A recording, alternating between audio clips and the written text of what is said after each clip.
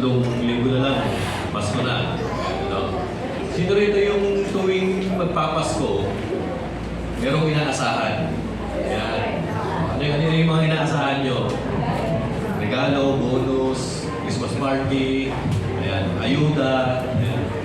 Dito sa Valenzuela, mayroong yung mga senior yata, twice a year nakakatanggap ng ayuda eh. No? Yung una yung kalagitnaan, tapos yung magpapasko, so pamasko para kay lolo at lola, Pero kayo bilang individual, ano yung mga bagay na ini-expect nyo ngayong darating na Pasko or every moment na magpapasko, may mga inaasahan kayo, Ako, sa akin personally, may inaasahan ako pagka-Pasko kasi asali ako sa paluwagan, ayan, sino dito yung gano'n, nag-uhulog kami kada linggo, kung minsan ina-advance, kung minsan na-delay, kung minsan isang pagsak, nagpaluwagan ka pa, Sino dito yung gano'n?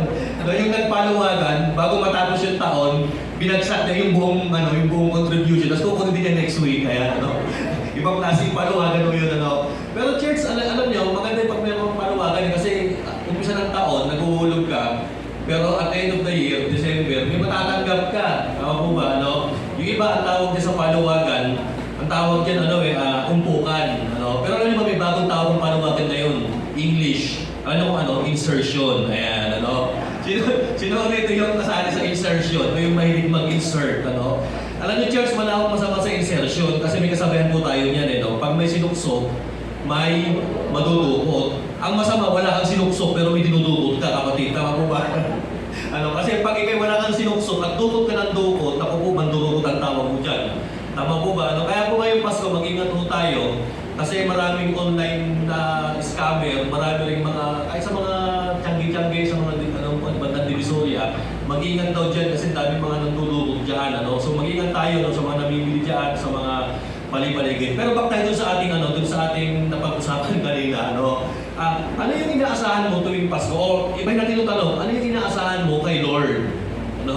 Yung bang inaasahan mo kay Lord, sa tingin mo ba matatagalan pa, madedelay pa, malapit na, o eto na? Ayan, Ngayon, kung sakaling may inaasahan ka kay Lord, at parang malayo o malabo nang mangyari, parang yung pag-asa mo doon sa inaasahan mo kay Lord, wala na, malabo na, negative.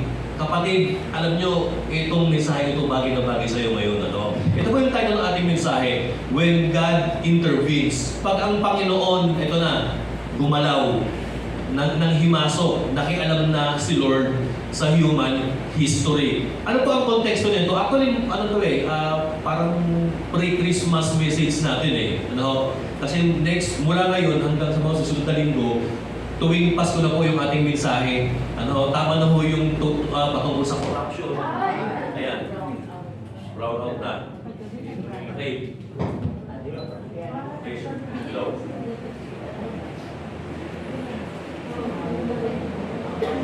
Ang bilis mag-effect yung panalangin natin takot yung meron ko Tinan po ninyo ito, church. Itong i-share ko sa inyo ngayon, kumbaga parang merong mag-asawang senior citizen na matagal nang nananalangin ng anak, ang problema, tumanda na lang sila naglilingkod kay Lord, wala pa rin silang anak. But then, when God intervened, when God breaks His silence to the prayer of this hindi young couple, old couple, kapatid, everything changes. Ang tinutukoy ko po rito, si John the Baptist. Ano ang relationship pala ni John the Baptist kay Jesus Christ? Sabi sa Bible, yung nanay ni John the Baptist na si Elizabeth at si Mary, Mama Mary, is magkamag-anak. Malapit na magkamag-anak sila. So pwede natin sabihin na si John the Baptist or John the Baptizer at si Jesus Christ closely related. Pwedeng magpinsan, first or second cousin sila. Ngayon ito, si John the Baptist, si Zechariah, na ang nanay at si Zechariah, tsaka si Elizabeth, ito pong magulang niya matanda na. Pero, ang maganda sa kanila, they were from the tribe of Levi. Pag sinabing tribe of Levi, ano sila? Mga priest. Sila yung succession, sila yung namumuno sa templo, sila yung nag-organize, sila yung nag-aayos sa templo, naglilinis, nagsasacrifice, at talagang busy sila para sa kanilang templo. Tribe of Levi. Si Jesus Christ naman, on the other hand, He belongs to from the tribe of Judah. Pag sinabing ikaw ay nasa tribe of Judah, ikaw ay royal blood. Pagka ikaw ay Israelite, royal blood ka. Kasi ito yung succession ng mga hari na nagmula kay King David, Solomon, ayan, yung mga magkakasunod na mga hari ng Israel. Anong relationship ni Levi tsaka ni Judah? Actually, magkapatid po sila eh. Si Levi, inassign ng Panginoon na yung kanyang mga descendants ay kakalat buong Israel. At sila ay magsisilbing mga pare, mga priest. Ang unang high priest, si Aaron, na kapatid ni Moses. So nagkaroon ng succession. Sa Judah naman, nagkaroon ng prophecy o nagkaroon ng blessing si Jacob about Judah sa Genesis 49. At ang sabi ng ni Jacob, yung kanilang tatay, si Judah raw ay doon lalabas yung mga kings. Sabi niya, the scepter will not depart from Judah. So mula kay David hanggang kay Jesus Christ, nagkaroon ng mga hari ang mga Israel. Tingnan natin po ito, yung relationship nila. Si Aaron, the first priest, si David, ito si Aaron, ito si David. Si David yung unang king from the tribe of Judah. Nung nangailangan ng mga priest si David para mag-minister sa templo, alam niyo, inassign ni David si Zadok. Yung Zadok na tinatawag, ito yung descendant ni Aaron. So si Zadok tsaka si David, nag-cooperate sila sa pagpapatakbo ng bansa nila.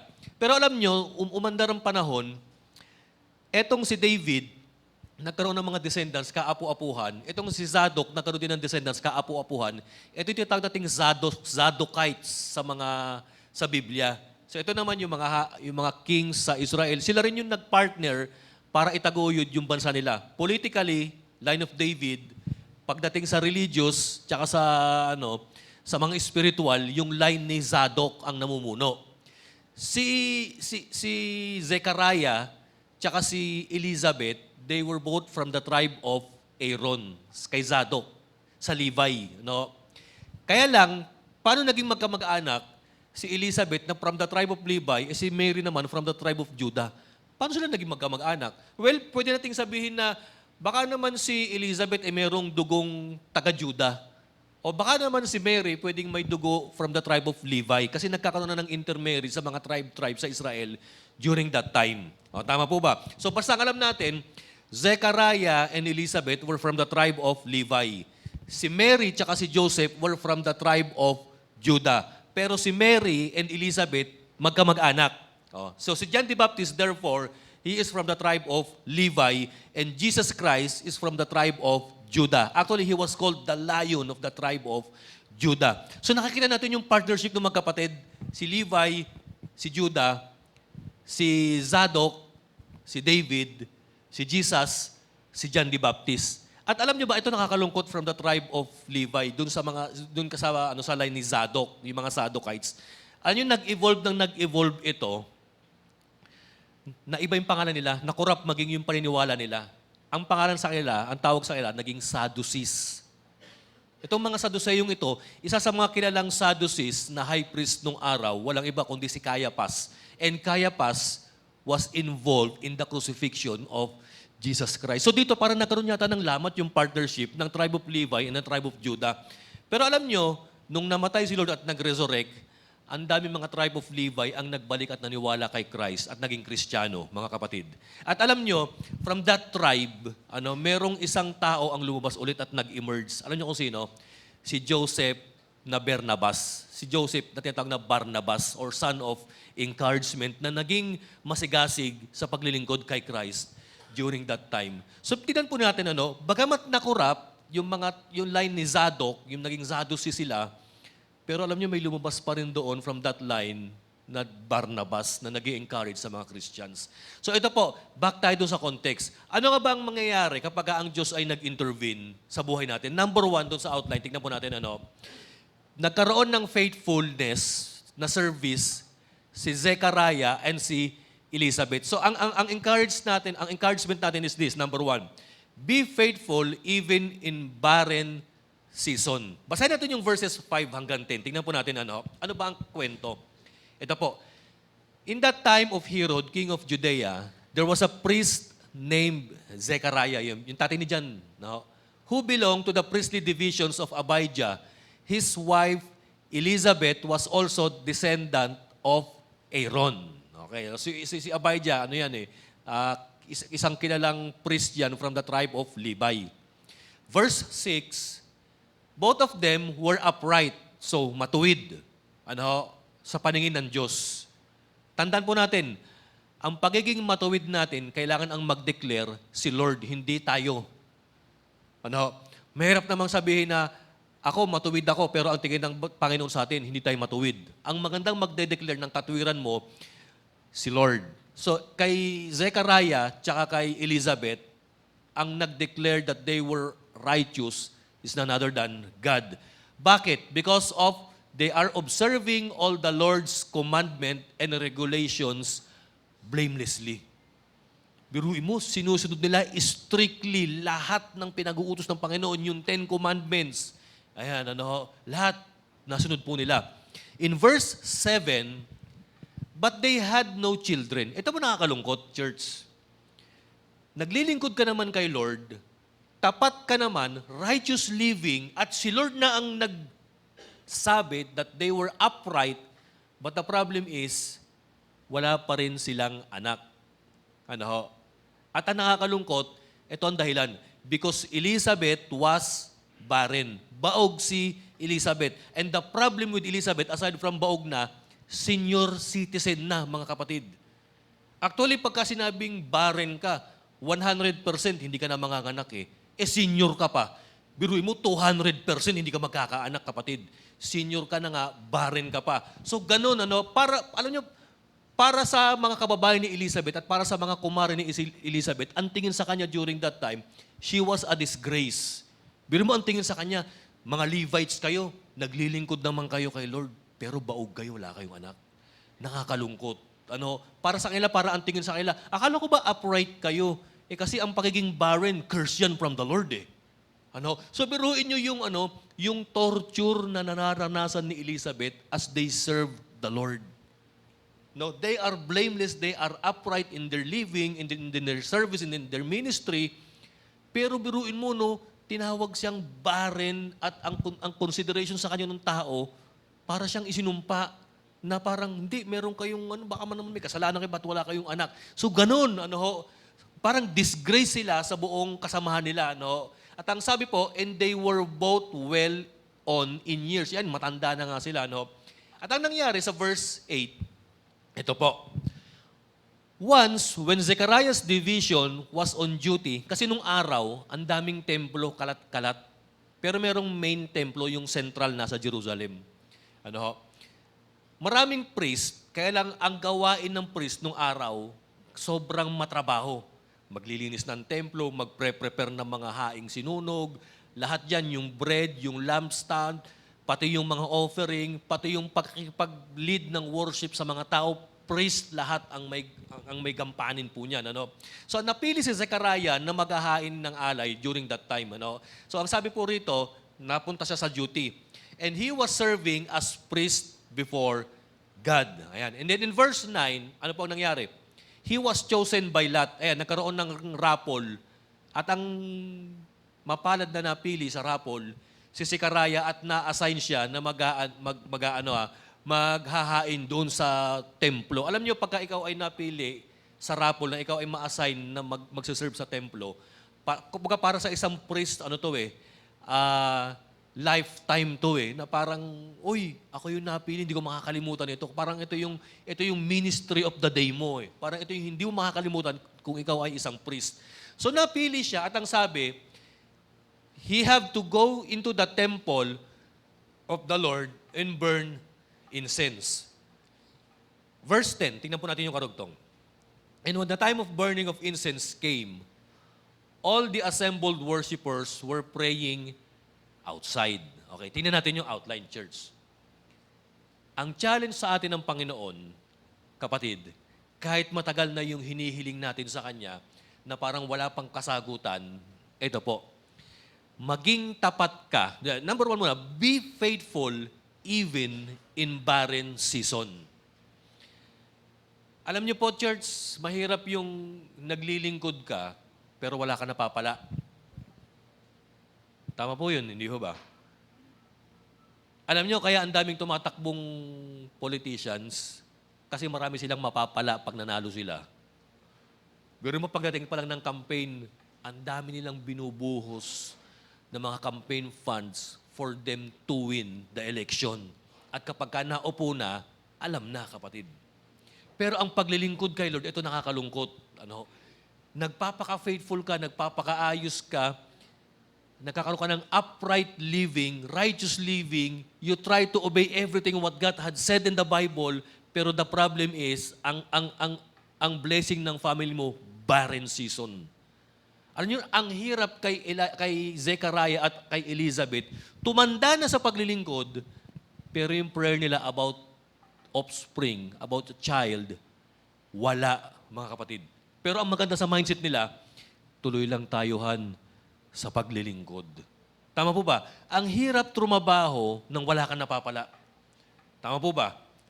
Sino rito yung pumapasok pa rin sa trabaho kahit wala ng sahod? Wala, kapatid. Pero itong puso ng mag-asawang ito, pumapasok pa rin sa templo, naglilingkod pa rin kay Lord, kahit wala sila napapala kay Lord. So ang challenge para sa atin, pagdating kay Lord, be faithful even in barren season.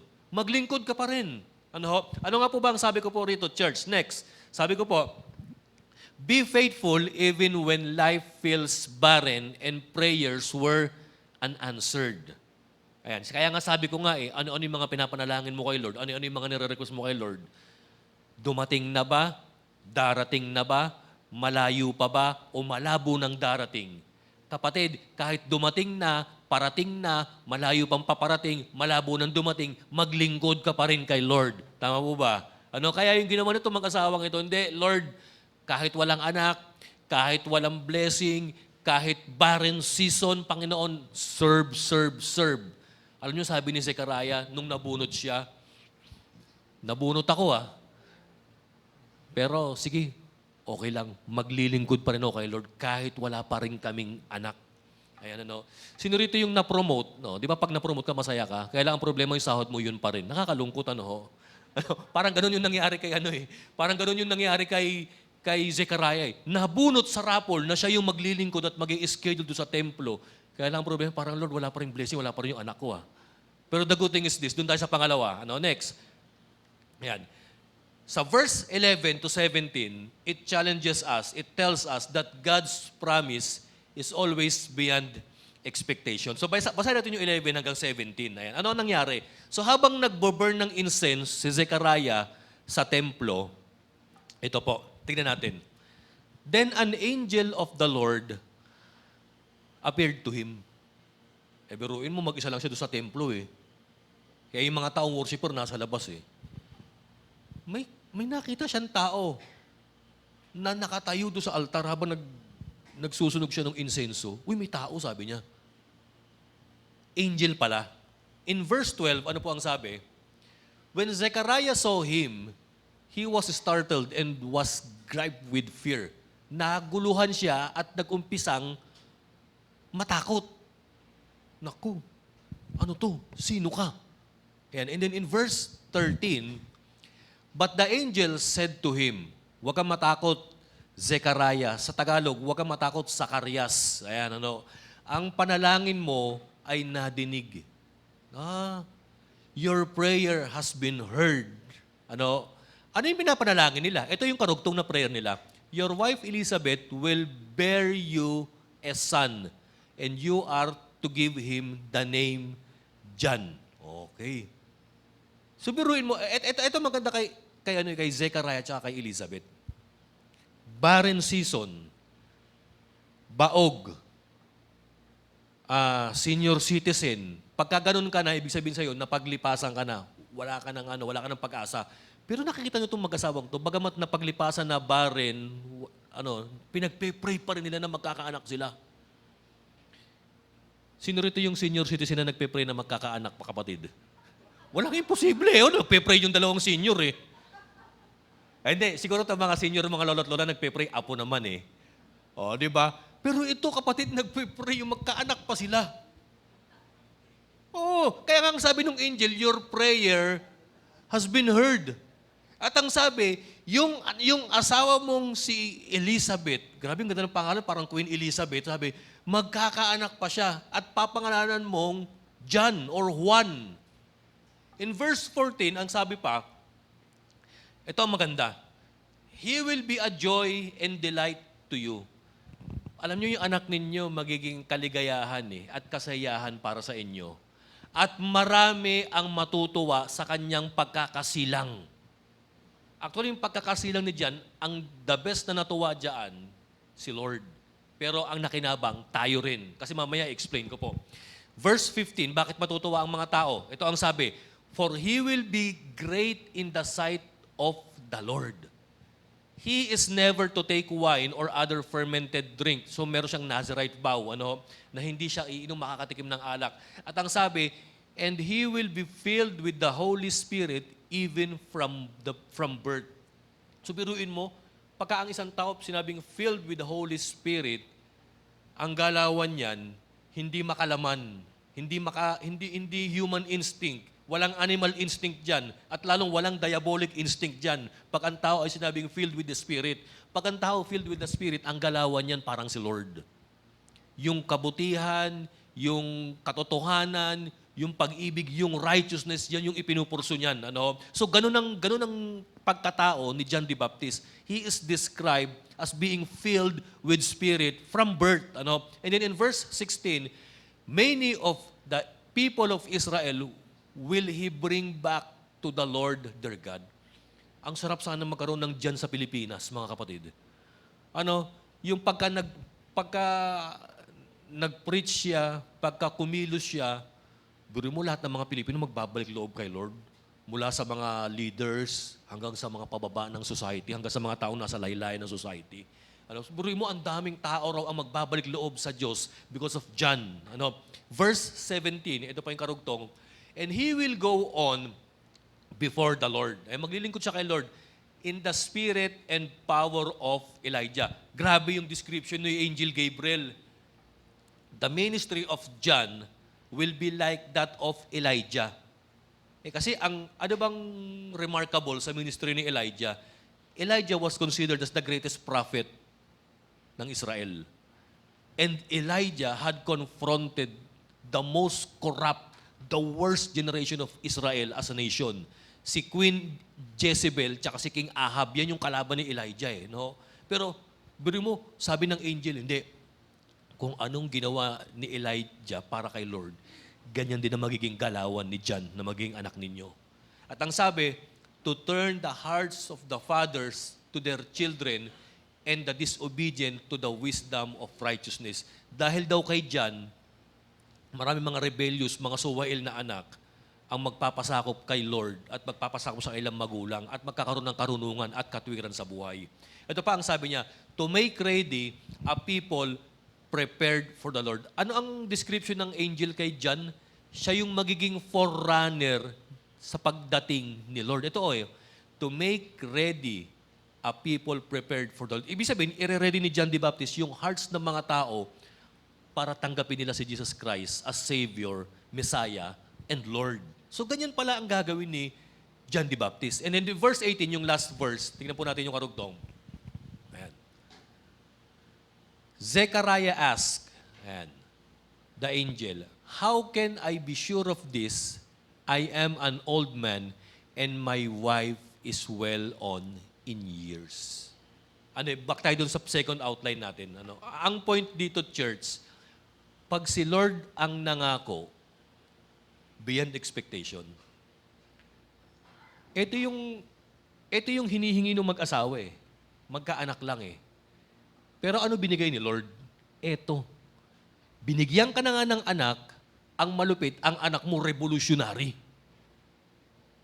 Binigyan ka na nga ng anak, kapatid, ang matindi, ang anak mo, hindi lang revolutionary, history maker, world changer. Grabe. forerunner ni Jesus Christ. Parang mala Elijah ang ministry. Nakita niyo po, church, yung pagka ang Panginoon ang nangako at ibinigay na niya ang pangako. Kapatid, ito yung hinihingi mo eh. Pero once na na-realize mo yung binigay ng Panginoon, ito pala.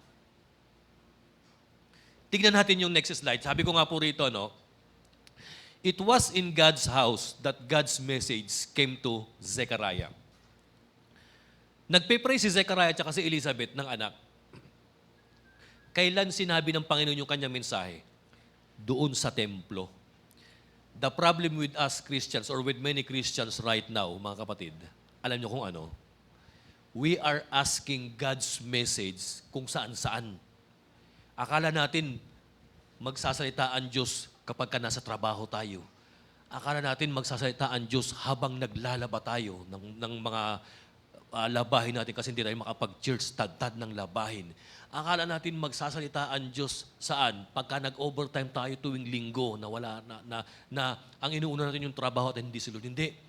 Saka mo makikita at maiintindihan ang mensahe ng Panginoon kapag nasa loob ka ng templo, kapatid. So ang catch dito, nag-message si Lord kay Zechariah. Saan? Sa loob ng templo. At habang nasa loob siya ng templo, habang nagsiserve siya kay Lord. So dagdagan pa natin, mas makikita mo, maririnig mo ang mensahe ng Panginoon kapag ikaw ay nasa templo at nagsiserve ka. Ano? So yan ang experience ni Zechariah. Another thing from that verses, kapatid, ito po, sige, tingnan po natin ito. Ano? God doesn't only give a child, and He also gives a high calling. Biruin mo, kapatid, hindi lang ibinigay ng Panginoon si John kay Zechariah tsaka kay Elizabeth bilang anak na lalaki. Si John hindi ordinaryo eh. Ano? Alam niyo si John extraordinary.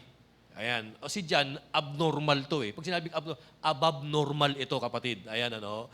Hindi siya yung pangkaraniwang bata, pangkaraniwang lalaki lang eh. Pinakita naman kanina natin kung ano-ano yung mga gagawin niya, no? So biruin mo, ito maganda kay Lord eh. Binigyan na ng anak ni Lord, si Zechariah, tsaka si Elizabeth. Kumbaga parang sabi ng Panginoon, sige, palaki nyo na naman siya, bahala na kayo dyan. Total, binigyan ko ng anak ninyo eh. Bahala na kayo dyan. Hindi naman ginanon ng Panginoon eh. Ang ginawa ng Panginoon ito, bigyan ko kayo ng anak na lalaki, ipangalan nyo dyan. Paglaki niyan, magiging malupit. Di ba? Di ba't ang sarap nun, kapatid, pagka yung kinuha mong ninong-ninang ng anak mo, sige, ninong-ninang na ako niya na. Pati pang kolehiyo, sagot ko na. Ayan, parang ganyan yung ginawa ng Panginoon eh. Sagot ko na. Pati papasukan niyang kumpanya, sagot ko na rin. Ayan. Ang galing ng ginawa ng Panginoon eh. Ito lang yung hinihingi ng mag-asawa, pero ito yung binigay. Kaya kapatid, listen to this never be afraid or be ashamed of asking God something. Lalong-lalo na kapag ikaw'y naglilingkod kay Lord. Tama po ba? Itong mag-asawang to naglilingkod kay Lord. Kaya meron silang confident kay Lord na mag-ask ng anak kahit matanda na sila. Next, sabi ko pa po rito, church. Ano ibig sabihin ng pangalan dyan? Ang Hebrew origin ng dyan meaning God is gracious. Biruin mo, God is gracious. Naging mahabagin o naging mapagbiyaya o tagapagbigay ng biyaya ang Panginoon sa kanila. Ang ganda pa rin ibig sabihin ng pangalang John. Actually, pag yung John, nilagay mo sa Hebrew, yan yung mga, ang ibang combination yan, Yohane. Ayan. So, yan yung ibig sabihin ng pangalang John. Ano daw si John? Tignan natin dito, nakalista, church. Ang sabi, verses 14 to 17, source of joy. Di ba't ang sarap pagka yung anak mo, source of joy? Hindi source of despair. Sino rito yung may mga anak na source of joy? Ang sarap, di ba? Pag may anak ka na hindi source of joy, ipag-pray mo, kapatid. Tama, hindi ho ba? Pangalawa ito, great before the Lord. Magiging dakila siya sa harapan ng ating Panginoon. Ang gandang ang gandang title o ang gandang prophecy sa anak mo ito that he will be great in the Lord. Ito, sunod, filled with the Spirit.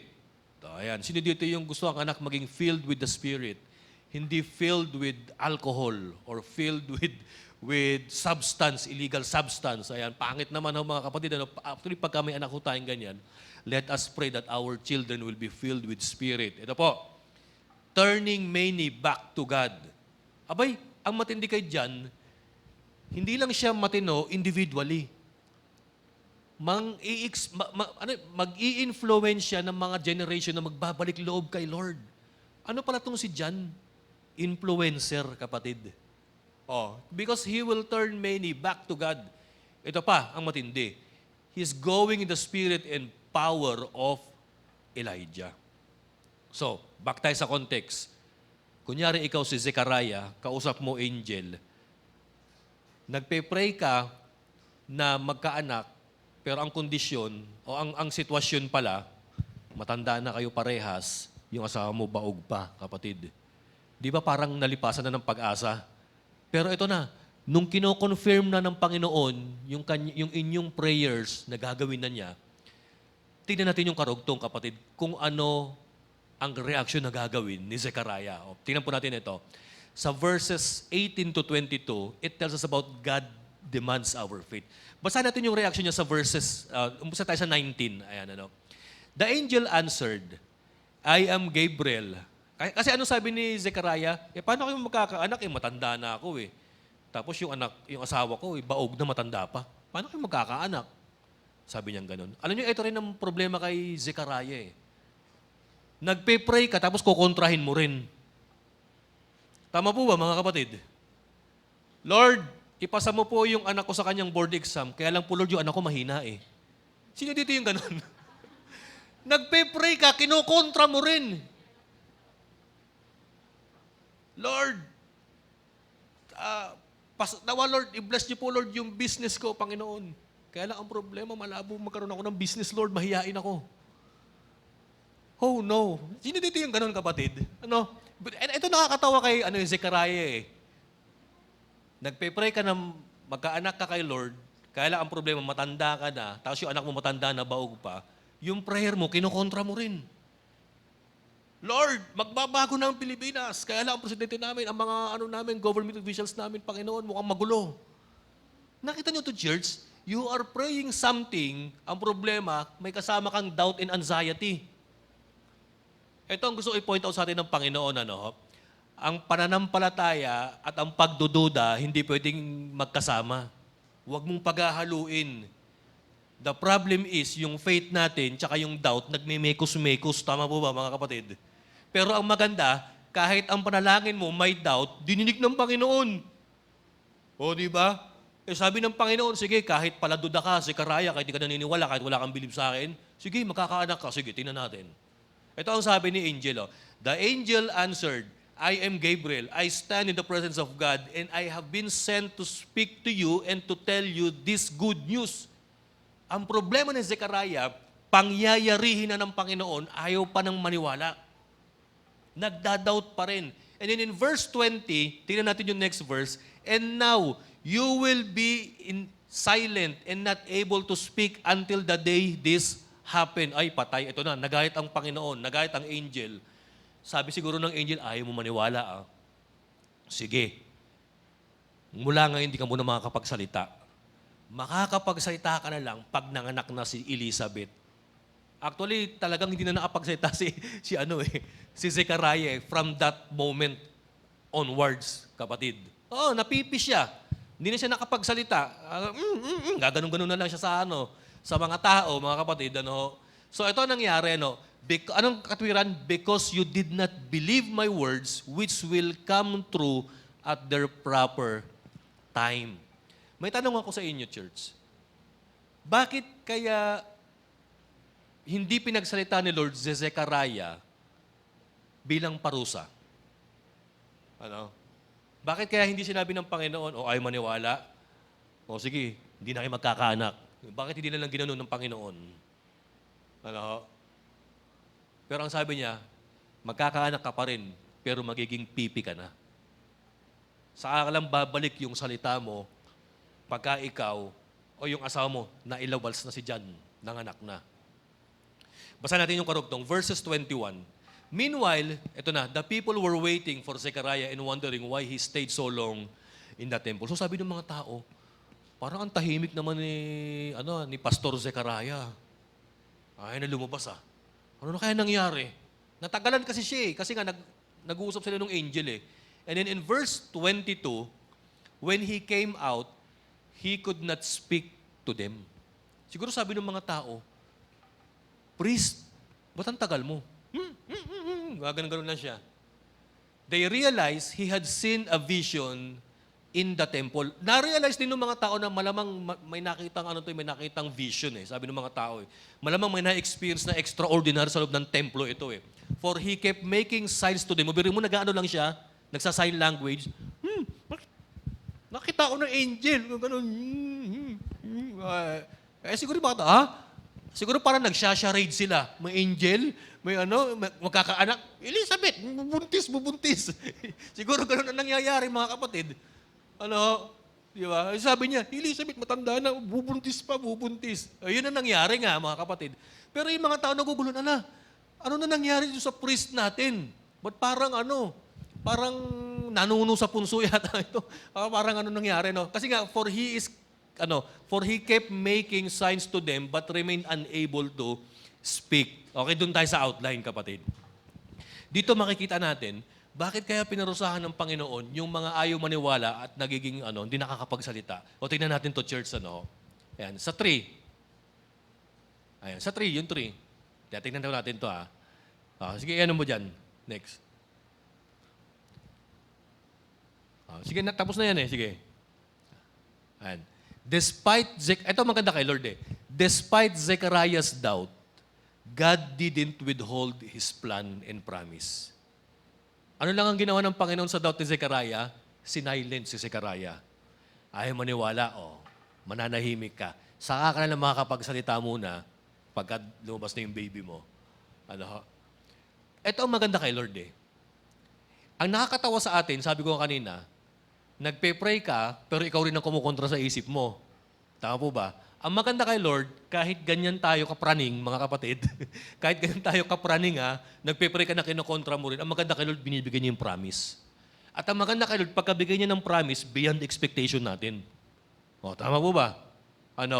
Ang maganda kay Lord, kahit nag-doubt na tayo, hindi withhold, hindi kinancel ng Panginoon yung pangako niya sa atin. Hindi ba't ang ganda rin ng pangako ng Panginoon sa buong sangkatauhan? Ano ang sabi niya sa Genesis 3? Maglo-launch siya o magpapadala siya ng Savior sa sangkatauhan dahil nagkasala si Eva at Adan. At nagkasala yung buong mundo. Nagpadala siya ng Savior, si Jesus Christ. Pero alam niyo, sa kabila ng pagiging undeserving natin, hindi niya winidhold yung plano. Hindi niya winidhold yung promise. Hindi niya kinancel si Jesus Christ. At yan din ang ginawa niya kay Zechariah. Even that we are doubting, we don't deserve, even if we don't have enough faith in our prayer, God isn't canceling yung kanyang promise at yung kanyang plano para sa buhay natin. The question is this, bakit silence ang parusa ni Zechariah? Tingnan natin dito, church. Kasi ito dahilan Unbelief can silence our testimony. Ano ibig ko sabihin, kapatid? Kung ikaw, hindi ka naniniwala kay Lord, disqualify ka to testify. The problem with Zechariah was that he stood doubtful in God's miracle, kaya hindi siya pwedeng mag-testimony. Sabi ng angel, hindi ka pala naniniwala. Sige, patatahimigin kita para yung miracle na mangyayari sa pamilya mo, hindi mo masabi. Kasi you are disqualified to testify. Zechariah's inability to speak was a physical manifestation of his spiritual disbelief. Yan nga po yung sabi ko kanina. Listen to this, church. Without faith, we cannot praise and bear witness to God's work. Hindi ho tayo pwedeng, alam niyo ba yun, yung mag-lead ng worship, hindi ako pwedeng mag-preach sa inyo nang hindi ko naman pinaniniwalaan yung sinasabi ko. Tama po ba, mga kapatid? Alam niyo, kapatid, pagka ikaw ay nagpe-preach at hindi mo pinapaniwalaan yung pre-preach mo, para ka lang salesman. Nag-share ng produkto, ni mismo ikaw wala kang bilib sa produktong sineshare mo. Tama po ba? But if you have enough faith, strong confidence in the Lord, kapatid, kung ikaw talaga ay fully convinced kay Lord, abay maipipreach mo ng tama yan. The problem with Zechariah, sabi ng Panginoon, hindi ka naniniwala. O sige, mananahimik ka para yung nakita mo sa templo, yung narinig mo, at yung mensahe na magkakaroon ka ng anak na revolutionary, hindi mo maipagkalat. Sige, tahimik ka lang. Kaya yun nangyari kay Zechariah, tahimik lang siya ngayon, mga kapatid. In the same way, ang Kristiyanong mahina ang pananampalataya, kita mo, hindi siya hindi siya makapag-share. Hindi siya makapag-testify. Kasi wala siyang believe kay Lord eh. Mahina faith niya eh. No? Kumbaga parang physical manifestation niya na nangyayari sa isang Kristiyano. The more na weak ang faith mo, hindi mo maikwento sa kaibigan mo about Jesus Christ. The more na struggle ka sa faith, hindi mo maipakilala si Jesus bilang Savior. Tama po ba mga kapatid kung bakit naging ganun si Zechariah? Next, tingnan po natin yung karugtong. Pang-apat, ito na po. Ano nangyari sa verses 23 to 25? When God's intervention brings healing and restoration. Tingnan po natin ito, church. Basahin natin yung verses 23 to 25. Ito na yung last part. Ayan. When his time of service was completed, he returned home. Hindi siyempre, nakakagulo yung mga tao, bakit di na siya nakakapagsalita? Ano nangyari kay Zechariah? Na-stroke ka ba? Bakit di ka na makapagsalita? Ano nangyari? Ba't bigla siya napipi? At ang sabi po rito sa verse 23, when his time of service was completed, he returned home. Next, sige. And after his wife, Elizabeth, became pregnant and for 5 months remained in seclusion. Church, ilang buwan ang pagbubuntis ng babae? 9 months. Actually, nung pagkasilang ni John the Baptist, doon pa lang nagsalita si Zechariah. Biruin mo, mahigit 9 na buwan kang hindi nagsasalita. Ang hirap nun. Puro ka lang sign, puro ka lang sulat. Actually, bago nagsalita si Zechariah, I think in verse 56 yata, pero huwag na natin tignan, basahin na lang natin, Nung ipinanak na nung nagle-labor na si Elizabeth, lalabas na yung bata, ang sabi ng mga tao, ang ipangalan sa kanya, Zechariah, para junior nung anak niya. Ang sabi ni Elizabeth, hindi, John. Alam niyo si Zechariah, biglang sumulat sa tablet. Hindi yung tablet natin ngayon kasi wala pang ganun nung araw. Kasi ang tablet nung araw, yung bato lang. Nagsulat siya ng nung ganun sa tablet, John ang pangalan. Ito na. Nung lumabas na si John, saan nakapagsalita si Zechariah, kapatid? And alam nyo, nung nakapagsalita si Zechariah, that was the time na gumawa ng awit si Elizabeth and they worship and praise the Lord, mga kapatid. So ito na. The Lord, ano sabi ni Elizabeth, nung nung naglilihi na siya, the Lord has done this for me. She said, in these days, He has shown His favor and taken away my disgrace among the people. Kapatid, pagka finulfill na ni Lord yung promise mo, yung disgrace mo sa tao matatanggal. Kasi malamang si Elizabeth, ang daming basher, ang daming critics. Paserve-serve pa kayo sa templo, wala naman kayo anak. Paserve-serve pa kayo sa templo, hindi naman kayo bless ni Lord. Yun yung reproach niya eh. Yun yung parang hindi maganda eh, natingin ng tao sa kanya eh. Pero ito na, nung nabuntis na siya, sabi ni Elizabeth, salamat Panginoon, inalis mo sa akin yung aking sumpa, yung aking barrenness, inalis mo sa akin yung bad reputation na ngayon, Lord, magkakaanak na ako. Kapatid. Tandaan natin, pag finulfill ni Lord at nag-intervene ang Panginoon sa buhay mo, healing and restoration will happen. Bakit ko sinabing na-heal si Elizabeth? Kasi malamang, dahil sa hindi magandang sinasabi ng tao sa kanya, malamang na-hurt yung feelings niya, sumasama ang loob. So therefore, nagkaroon na siya ng healing. And nagkaroon na siya ng restoration. Ano yung restoration? Restoration ng family. Kasi ang family, kailangan nagpuproduce yan ng offspring. So na-restore and na-heal si Zechariah and Elizabeth because of God's intervention by giving them John as a son, mga kapatid. Okay, dito na ho tayo matatapos, church.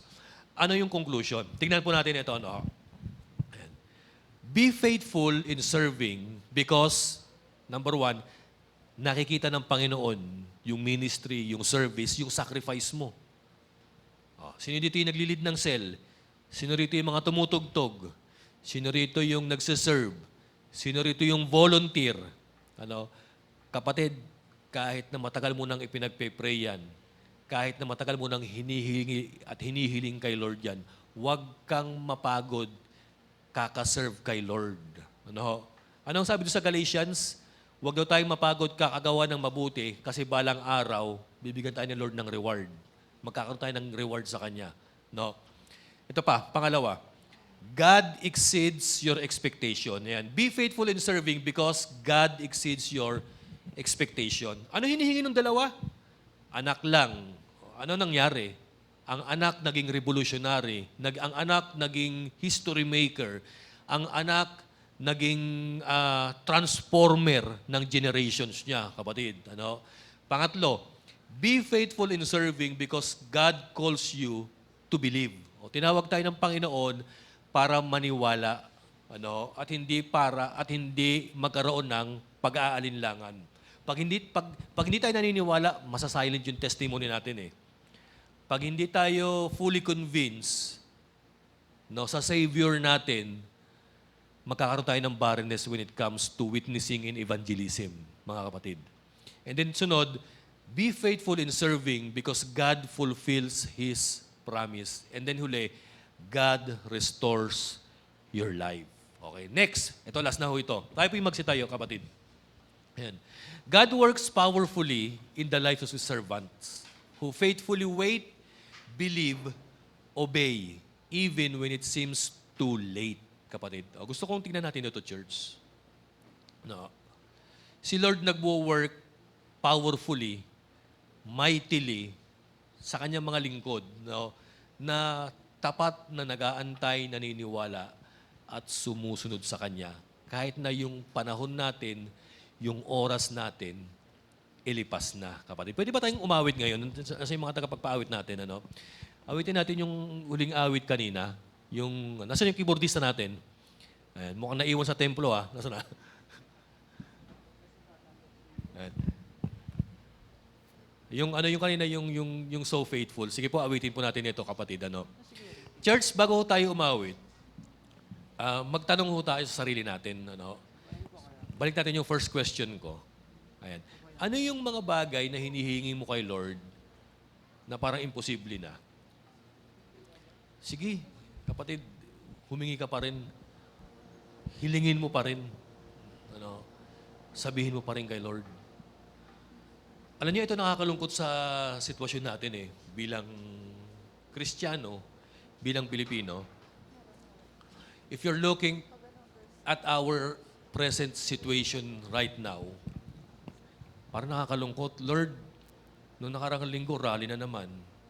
Ngayon may nagpo-protesta na naman. Tapos Lord, ang daming kaguluhan. Ang matindi, tinitignan mo na yung balita sa TV, puro negative. May bagyo, may pagbaha, noong mga nakaraang buwan, lumindol, ang daming namatay. Tapos samahan pa ng corruption na nangyayari.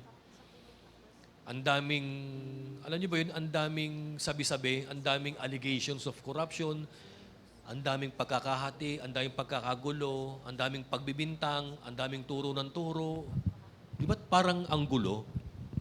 Pero alam niyo bilang Kristiyano, sa kabila ng ganyan, pati nga, actually, ang pinaka-nakaka-stress ngayon yung balita na kasya na raw yung 500 pang Noche Buena. Nakakalungkot no? Kasya siguro, actually kasya yun. No? Kasya naman pero may enjoy mo ba? Oo. Siguro kung magaling kang mag-budget, nakakalungkot na ikaw Pilipino ka, Christian ka, may Diyos ka, pero ba't ito yung sinasabit mo, no? Pero alam niyo, ganyan din yung situation ni Zechariah at saka ni Elizabeth. No? Alam nyo ba, 400 years na walang propeta ang Israel. Walang mensahe ang Panginoon sa isang bansa niya. Biruin mo, no? Holy nation, walang mensahe, walang propeta. At alam nyo ba, ang first prophet at ang unang tao na nakapakinig ng mensahe ng Diyos sa Israel, walang iba kundi si Zechariah. The problem with Zechariah, siya na nga yung unang-unang nakarinig, he doubted. Sana church, ngayon, ilagay natin yung situation natin kay Zechariah.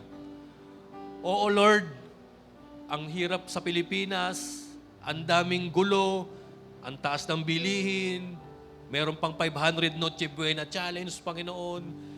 Ang tanong ito, Lord, magiging masaya ba ako tuwing Pasko? O ngayong Pasko? Ano? Kasi parang no-overwhelm na tayo ng mga problema ngayong Pasko eh. Pero sana kapatid, tignan pa rin natin si Lord. Tignan natin yung buhay ng mag-asawang ito. Si Zechariah at si Elizabeth. Matanda na, nasa final stage na sila ng kanilang buhay, pero naglilingkod pa rin faithfully. Nagsiserve pa rin faithfully. Ano? Tapos ito pa, nare-ridicule pa sila. No? Ang dahil pa rin sinasabing hindi maganda sa kanila. Pero hindi, tuloy lang sila. Maraming nasasagap na hindi magandang balita. Hindi, tuloy pa rin sila. 400 years, silent si God. Pero ito na, God breaks His silence and He talks to Zechariah, mga kapatid. At alam nyo ba, after this, lumabas si John the Baptist. John the Baptist preached righteousness. He turned many of his generations back to God. And aside from that, John the Baptist introduced Jesus Christ to the world, kapatid. Ayun ang magandang ginawa ni John. So tingnan po natin yung lyrics. Ang ganda nung sabi nung awit eh. Sige po, tayo po'y umawit. Ayan. I call you faithful, sabi niya, for the promise you've kept. Di ba parang related sa sa message natin? And everything you need, you've met, Lord. And I'm so grateful. Sige po, tayo po'y umawit. Pasalamatan natin ng Panginoon na sa kabila ng gulo sa bansa natin, sa kabila ng struggle natin financially, sa kabila ng mga nangyayari, si Lord nandyan. He is faithful. Sige po, tayo po'y umawit.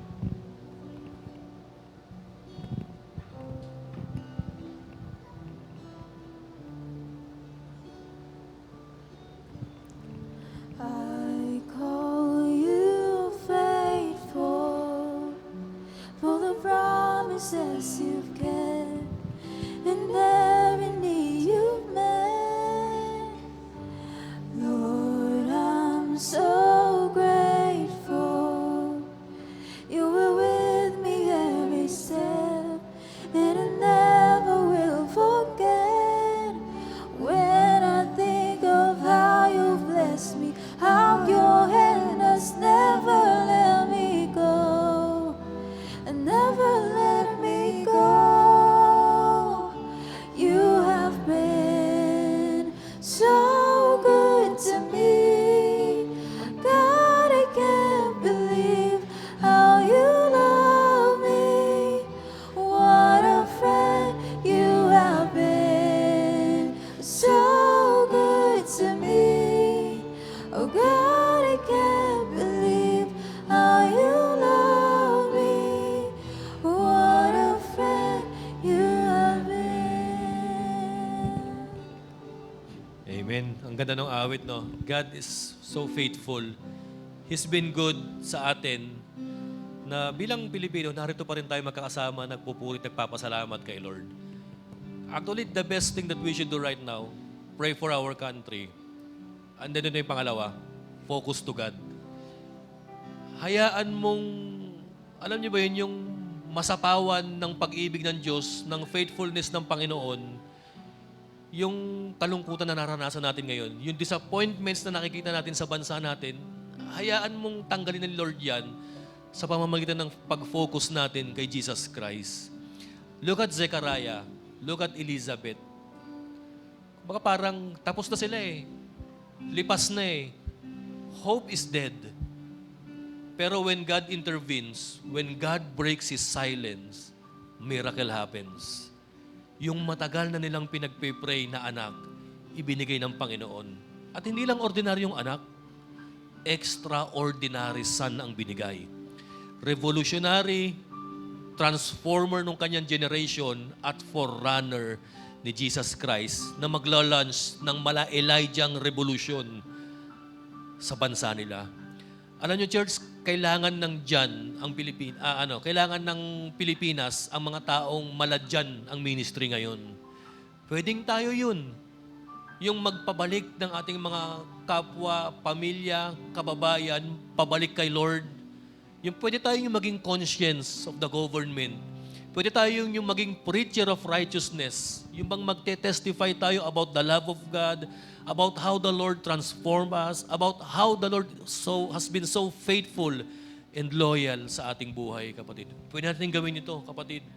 Actually, ang challenge sa atin, kung meron ka mang ngayong kaibigan, kapatid, katrabaho, na nabibigatan, nalulungkot, you can share the message of Jesus Christ. The love, the faithfulness of God na nakalagay doon sa awit. Sige po, yumuko tayo po yung manalangin. Father, salamat for you have been so faithful. Lord, pinakita nyo sa buhay ni Zechariah at ni Elizabeth na kahit na-delay, na kahit 400 years na, Panginoon, na walang revelation, walang prophecy, pero Lord, nagsimula kayong kumilos. Salamat, Lord, dahil hindi nyo iniwan ang bansa nila. Lord, kung paano kayo naging faithful sa Israel, we're praying din, O Lord, na maging gayon din kayo sa Pilipinas, Panginoon. Lord, may mga tao pa rin nagmamahal, naglilingkod at naniniwala sa inyo.